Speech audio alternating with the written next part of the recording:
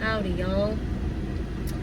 I just got to Jason's Deli because I am craving a plain Jane for lunch today, and I know that when I get back, I'm gonna be super sleepy and I'm gonna have to choreograph, but I'm gonna push through. It's gonna be fine.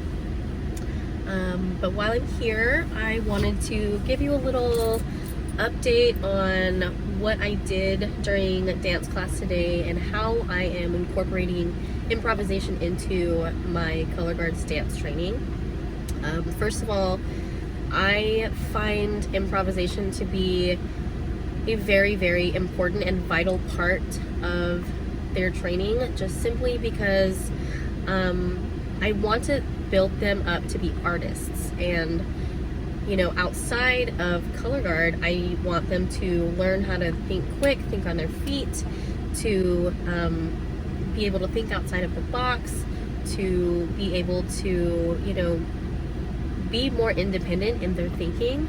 And I do that by leaning into improvisation. And it's always been a heavy part of my teaching philosophy. Whenever I was taking education classes as a dance major, I that was always at the forefront, and it's still at the forefront of my pedagogy. I just believe very strongly in developing the individual student to become independent and to think critically and to be able to be creative. I mean that's a whole nother topic. This doesn't need to be a tangent, but anyway, the students will ask me, well, why do you make us do this so much? Because it's very uncomfortable for them. They don't know what they're doing, first of all, because they're new to dance. And so, oh, my food's coming. Hold on a second. How you doing? Good, how are you? Very good. Thank you. All right, you have a wonderful day. You too. We got the goods. I'm starving. So anyway,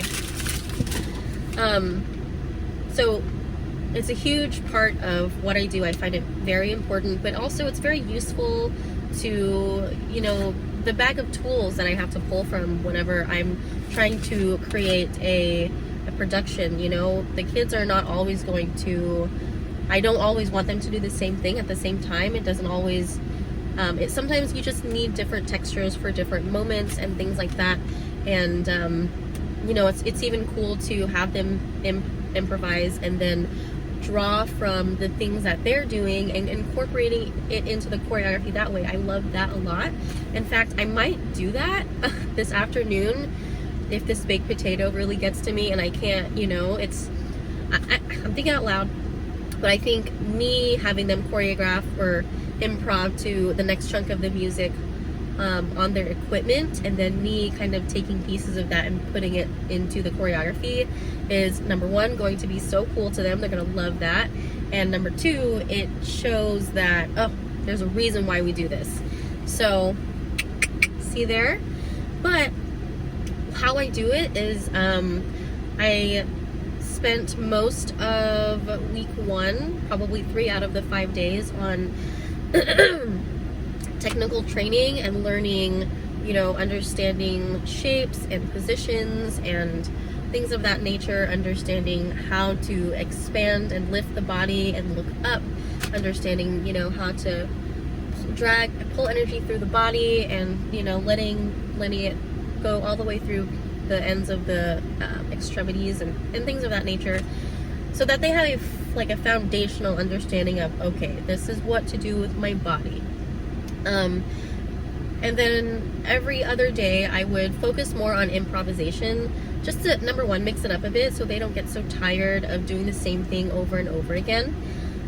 So I would do things like, okay, I want you to get a piece of paper, you're gonna write about something that you struggle with, and then they would write a whole page, and then I would have them go back and circle the nouns and the verbs and the adjectives, and they would use those words to create movement out of that. And it was challenging for sure. I'm not saying that just right off the bat that they got this. It's still a work in progress, and we're getting there, especially because this is now week 2. They're starting to kind of get more comfortable with it, but definitely last week was very interesting, but that's okay. Learning is messy. So they so that's how we started. And then this week we're working more on creating movement using our names. So yesterday I had them draw out their names in cursive using different body parts. So maybe it's the arm, and then the head, and then the leg, and maybe you do it high, and then low on the ground, and then middle, and then high again.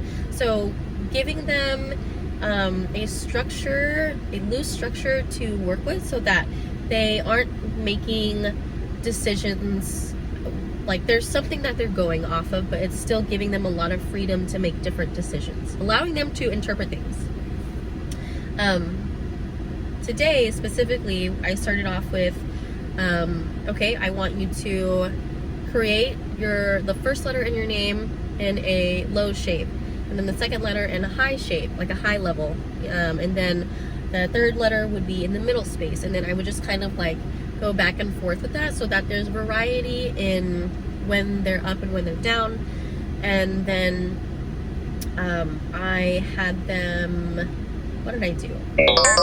I had them do it in different speeds, or sorry, then we put it together, and so that they strung all of the things together, and then we played with speed. So I said do it really as fast as you can twice, and then as slow as you can, and see who's the last one to finish. And by doing that, it forces them to really slow down, because a lot of times when you say slow down, what they really end up doing is just going a tiny bit slower.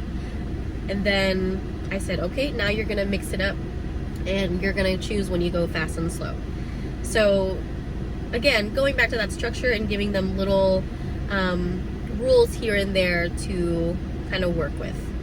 The third thing was that they partnered up, and all of the rookies chose a vet, and they partnered up and they created little duets based on their solos that they made.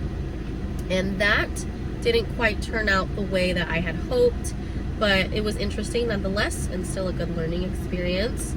And every time we do stuff like that, I have a debriefing discussion where we talk about, okay, well, what went well for you? What was challenging? How did this make you feel? Things of that nature, just so they can start like processing through this whole journey. And then after that, I said, okay, now, oh, I forgot to mention, before we went into partners, I had them traveling through space,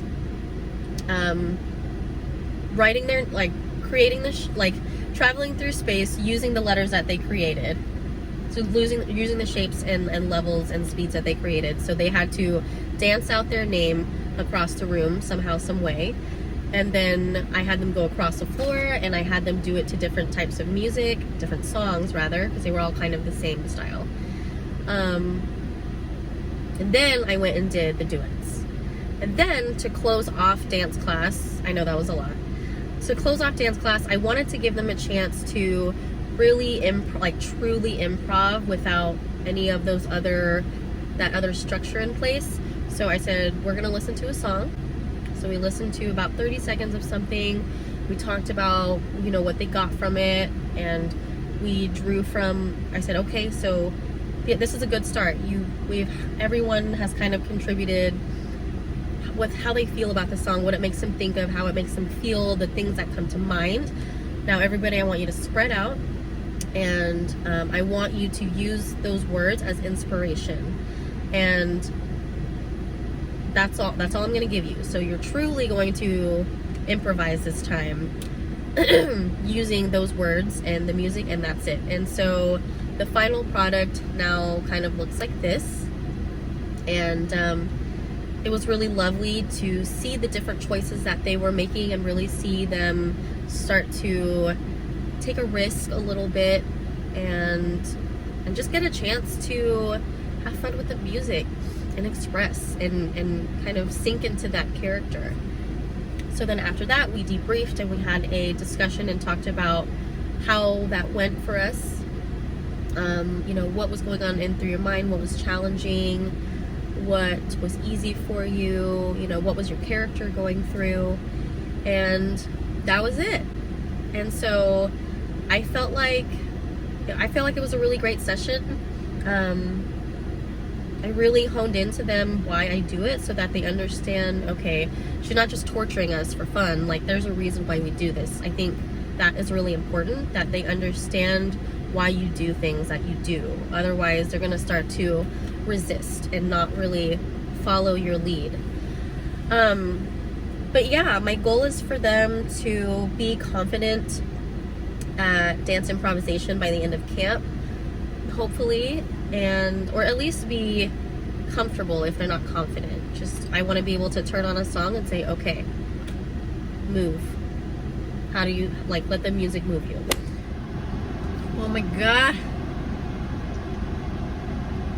It is so hot. Oh my gosh.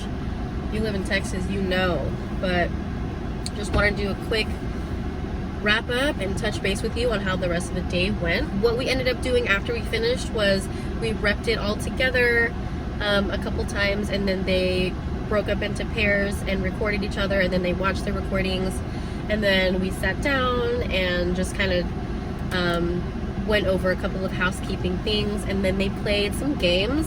It's really important for me that I bake in a lot of like activity time, and just, I don't know, they get tired at the end of the day, and I try to make the transitions a little more fun for them. So like when we come back from lunch, we play a game, and then at the end of the day we play a game. So we're not working all of the time, you know, we're being smart when we work, and we're being efficient with our time, and we got everything done. So I'd say check. But they ended up playing this fun like rock paper scissors game, and when you lose you go behind the winner and you just follow that person until like two people come head to head, and those people that are behind you, like, they cheer you on. That was super fun. And then the social officers had them play Red Rover, and I have not seen anyone play Red Rover in years. So we ended up having a bracelet casualty, so rip to one of my students' bracelets. Hopefully it gets fixed.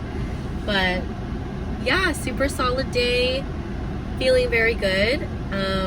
Thanks for watching. If you made it to the end of the video, if you have any requests for anything else you want me to like dive deeper into, I'm gonna continue to put out videos like this where I show you behind the scenes, or I sit down and chat with you about a topic that like is related to what I do as a color guard director or a leadership coach. So super excited for that. If you want to follow me on Instagram, my handle is right here.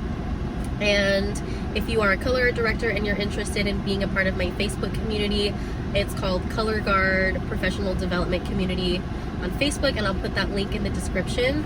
And leave me a comment if you have a suggestion for something else, and I'll see you next time.